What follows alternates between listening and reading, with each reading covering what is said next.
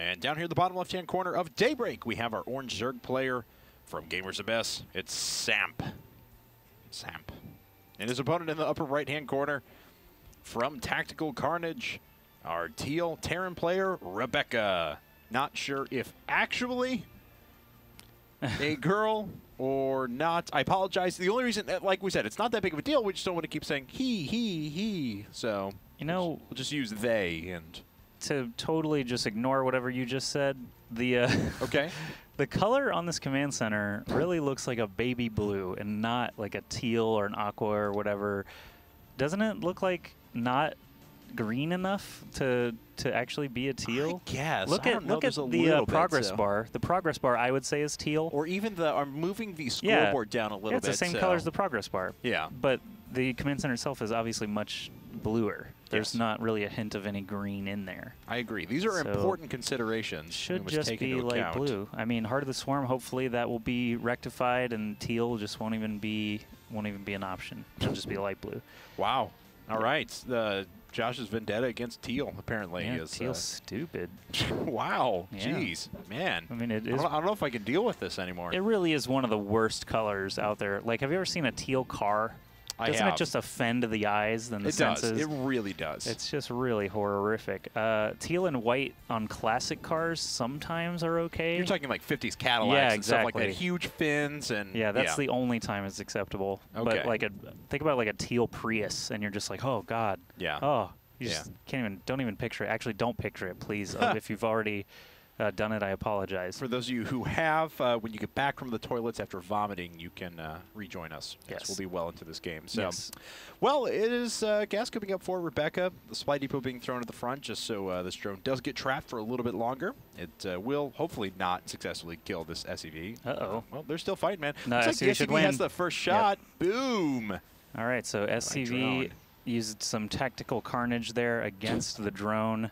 It's true. Rebecca's SCV has been successful, and I am going to probably just call Rebecca by a masculine pronoun, he, instead of she, throughout this cast. Again, we apologize. Unfamiliar with these teams and players, so Rebecca, feel free to tweet at us if we are entirely wrong. Pretty predictable stuff out of Samp, though. Decided to go for hatch first, pool afterwards.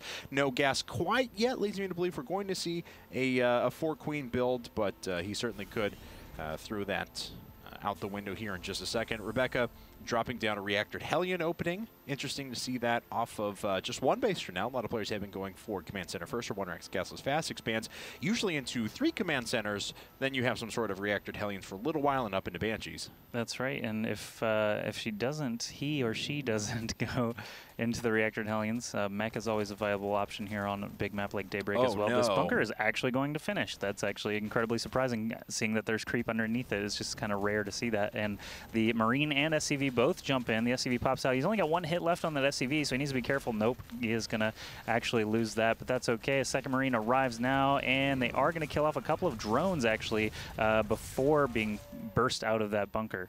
All right, so a little bit of pressure being put on, but for honestly, the loss of a bunker, an SCV, and 2 Marines there didn't do all that much damage. 3 workers having killed by Rebecca, but don't forget, one of those was a drone that was inside of the base, so a little bit gained. We'll see if it's going to end up being worth it. Second gas coming down now. No real surprise. Usually we will see some sort of Banshee play afterwards, and there we go. There's a starport starting right away.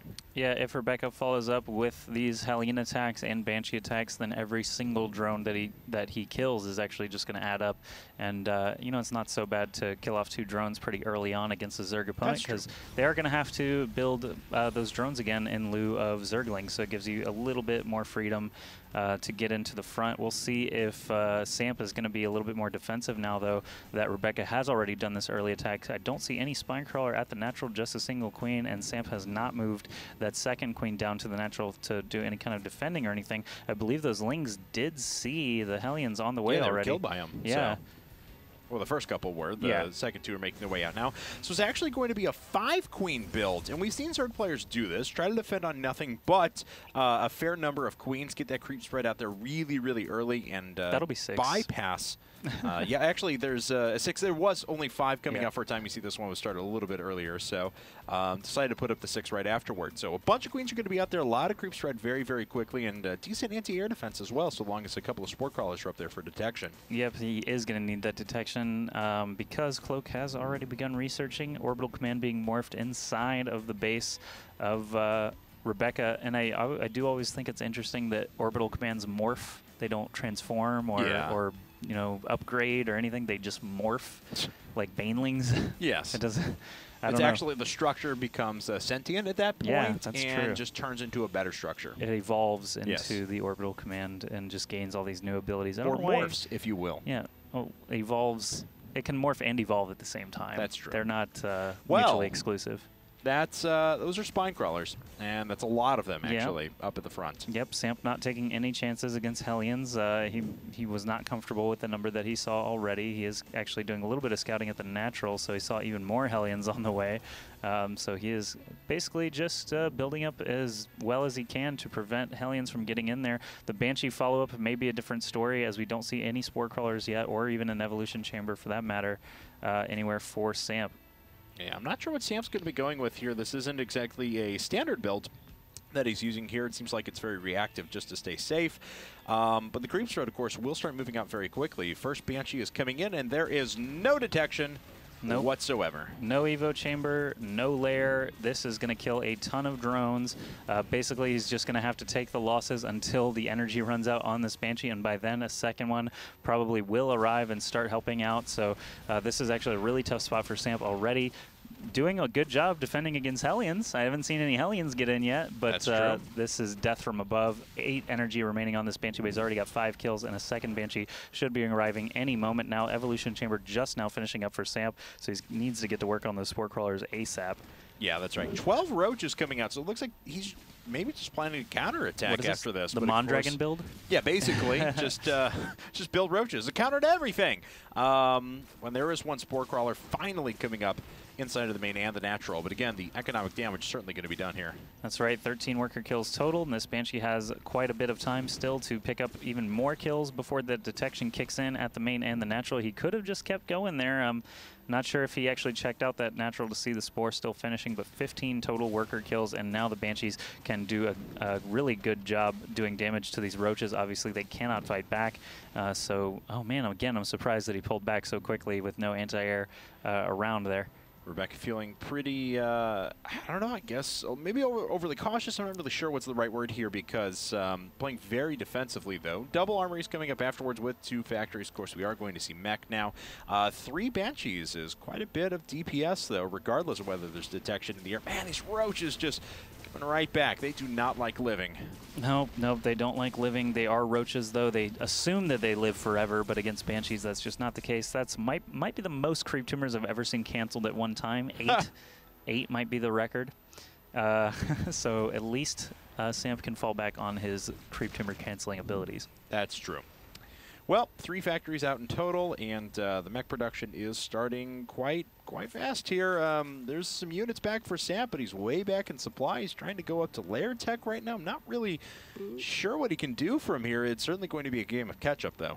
He would possibly have some luck trying to take a 3rd base if he had all these queens up defending, but of course Banshees would be a problem. Yeah, he is going to actually get picked off incredibly fast there trying to get that 3rd base. So Rebecca does have the stranglehold on. Rebecca's already killed a lot of drones, so he knows that he's well ahead in production at least. So we'll see if he can continue to make the right decisions here to basically take advantage of the fact that he's 30 supply ahead. Yeah, I mean, I think we're in agreement that he could have done a little bit more damage. Doesn't look like that's going to be the case, though, or at least the amount of damage won't be all that great. Overlord is going to go down, and Samp saving up quite a bit of resources for now. I wonder what tech structure is going to be put down here in a second. Actually, pretty much all those resources just expended into Roaches, so a giant Roach force. Yep, Roaches and Roach upgrades. Speed and +1 attacks are both on the way. Another Overseer being morphed somewhere to try and get some spying done, but Hellions are kind of all over the place. Keeping map vision for Rebecca, looking for any hidden hatcheries or anything like that. The Vikings still scouting around looking for Overlords in weird positions as well. So the Overseer was there at the natural just to protect against any Banshees. Still a 30 supply lead, though, for Rebecca. He's staying on top of it, and he's building 3 command centers right now. All right, well, 3 command centers, that's certainly a thing. There are going to be a total of 5 here in a second. Really investing in infrastructure. Certainly going to give SAMP the chance to kind of sit back and macro for a while, though. 3-base Zerg is very powerful no matter how you want to shake a stick at it. So it is. It's not going to be so effective, though, if he doesn't start mixing up that tech. Basically, he's got some time, some breathing room here, and you can see his minerals and gas are still at a healthy level, so he could drop an Infestation Pit or a Spire, but instead is just going to continue basically making these roaches as strong as they can be. He's researching Burrow now as well. That could help out in the coming engagement, as Rebecca doesn't have any Ravens or anything, but if he has 5 orbital commands, the huge number of scans available is going to make that pretty useless as well. All right, medevac drop happening at the same time that we see a lot of damage being done to this hatchery, and it's going to get canceled just at the very, very last second. That's right, but Rebecca's still just sticking to that strategy of smashing down that third every single time it comes up. That's really all you need to do to suffocate a Zerg player, as long as you're still building stuff back at home, like Vikings and Hellions, and actually now going for Thors as well. So Rebecca not trying to risk anything, and the Roaches just walk right past the Hellions. They decide not to kill anything. There is a changeling in the ranks of Rebecca's tanks and Hellions there. Kind of interesting, actually, that Rebecca pulled away from those Roaches instead of, like, you know, following them closely so that this doesn't happen. Yeah, and no Banshees overhead as well, which I'm a little bit surprised about. This would be a lot of dead Roaches. Otherwise, the Roaches are still going to get picked off eventually. Don't get me wrong, but they have taken quite a few kills with them. Yep, and there's that scan. The blue flames still do splash as long as those units are exposed. So a lot of Roaches getting picked off. I mean, blue flame obviously doesn't do as much damage to armored units, but it's still quite a lot, and it's still splash. So having the Roaches in a big old clump like that still going to make them die very, very quickly. And now the supply advantage has grown to 60 for Tactical Carnage Rebecca. And Rebecca just morphing in a couple more orbital commands at the moment. Now that there's a planetary fortress over at the third, not going to be very, very difficult to hold on to that for a good period of time. Morph, morph, morph. Morph was an X-Man. He died in the first episode of X-Men, the animated series, to a Sentinel. Yep. Those are all facts. That's the most embarrassing death for an X-Man, I think, possible, because to a Sentinel? That's Sentinels true. are just built to be destroyed. Yes. Well, embarrassing X-Men deaths aside, it's a pretty good mech force that's popping out now for Rebecca. Are these units trapped, or are they just waiting for drops? I can't imagine they're trapped. The Thor can walk over, under that orbital at least.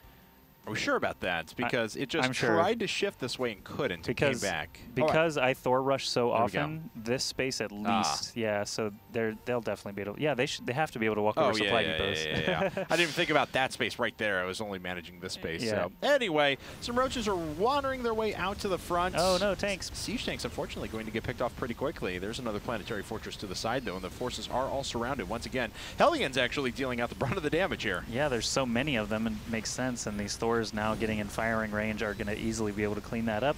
The supply difference again is about that 50 supply difference. Vehicle, weapons, and armor both being upgraded now. 3 Thors on the way. I like the way Rebecca thinks. Just more Thors, the merrier. That is probably one of my favorite units, perhaps my favorite unit in Wings of Liberty. I really do like my Collector's Edition Thors with the Gundam look to them. I don't have that. LOL at you. Making me feel terrible. I bought 2, man. Even my dad bought one. He didn't even use it. He's actually saving it. What? Yeah, as an actual collector's. No, I demand your dad's account as one of my alternates. Then, he has his own. He has his own normal account. Tisk, tisk. All right, so Rebecca, very nice force, up to a 4th base now, and all of those saturated income rates, obviously much different for our 2 players, and things are looking pretty bleak still for SAMP. Yep, and now that some mutas are starting to come out, you've got to question the timing now that Thors are just hitting the field in huge numbers. But we do have a couple of spine crawlers for SAMP. He's hanging on the best he can. This is getting pretty grim looking for him, though. Again, 177 supply against now 128, but it was 115 just a moment ago, and all that supply is drones. So having no access to a 3rd base for so much of this game has obviously done a number on SAMP's economy and his production ability. So Rebecca really, I feel like, can just drop the hammer whenever he's comfortable. And looks like, I mean, it's always better to play patiently and make sure you win, you know, and then that's exactly what Rebecca is doing. Fortunately, those mutas getting into range of the Thor Splash and the missile turrets all at the same time. Samp actually going to lose quite a bit here and really kind of getting out of the way without doing any damage. Yeah, at this point, I think he just chose the wrong tech path. Muta's not going to be as effective here. Yeah, Haga. And that's the end of the game. That's right. And tactical